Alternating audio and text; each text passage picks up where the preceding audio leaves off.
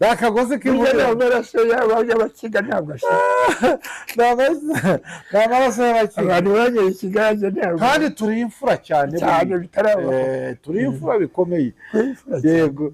Mumfashe dushimire muzehe Ngombwa Timotheo, mwumvise ibigwi bye, indirimbo nyinshi ziririmbwa inahangaha, inyinshi niwe wazihimbye, intore mubona zihamiriza inaha, abamaze kuba baririmbirwamwa, abenshi bamuciye mu maboko, rwose reka tumushimire. Kandi mwumvise ko ari n'umusaza wagize uruhare mu kubohorwa kw'iki gihugu.